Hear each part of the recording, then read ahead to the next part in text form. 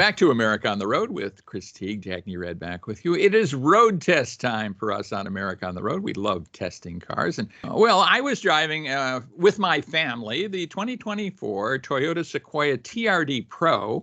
We took this on a family vacation. We flew out to Texas, got into this thing, and drove out to a lake not too far from Dallas, where I have two daughters who live in the Dallas-Fort Worth area. So we were able to gather all my three daughters and just have a blast with this great vehicle. It is the third generation of the Sequoia. The second generation lasted like forever, and then they renewed it fairly recently.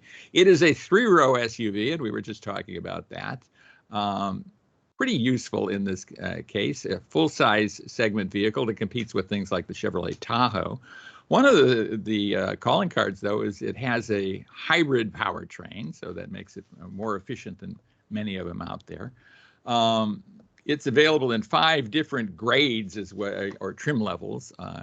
Toyota calls them grades: SR5, Limited, Platinum, TRD Pro, and the Capstone.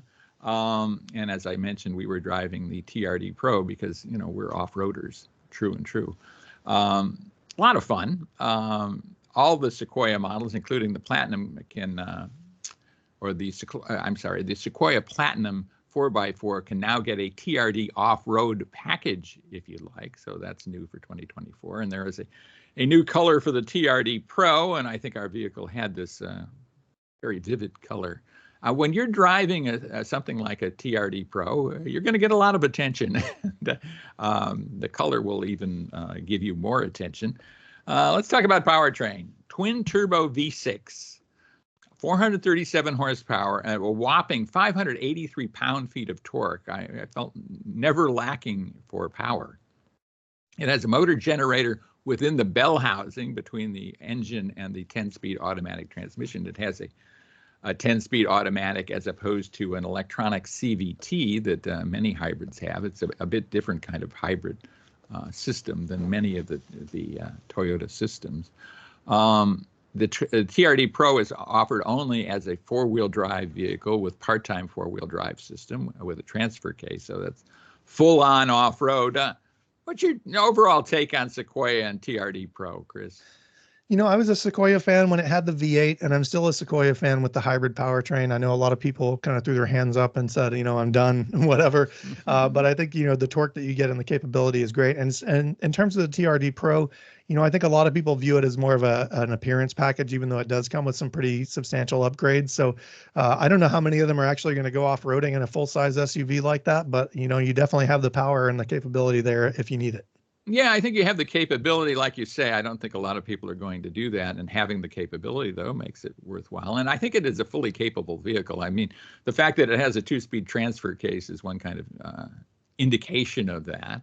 It's a body-on-frame, fully boxed frame kind of vehicle as opposed to a unibody vehicle, which also is, you know, makes it truck-based. It's based on the Tundra, of course. It has a rack-mounted electronic power steering system.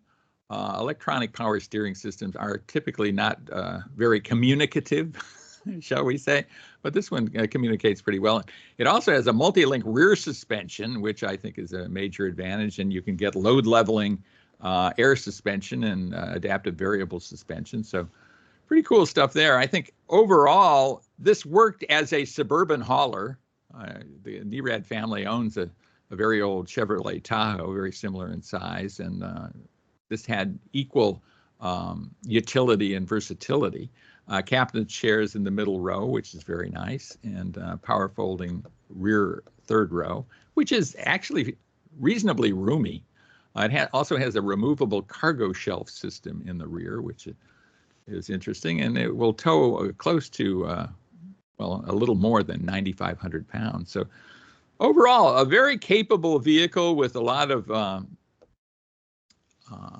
safety equipment as well. It has the homegrown Toyota infotainment system, which I think is pretty good. I wouldn't say it's state of the art, maybe not as good as the system in the Honda Prologue that you tested, but certainly brings Toyota out of the Stone Age, I would say. into a very competitive position. So overall, this is a vehicle I liked a lot. I think a lot of people will get a kick out of it, enjoy it. They will enjoy the looks of it. Maybe they will never partake of the off-road prowess that it has, but it's got it. And if you wanted to do that, you certainly could. I think its size is the only thing that kind of stands in its way in terms of being a really superior off-road vehicle, but it's certainly got all the chops, including Fox-tuned shocks and other things, and off-road tires, all-terrain tires. It's a vehicle that I like, and I think I imagine you like it too. Yep, I'm a fan. Yeah.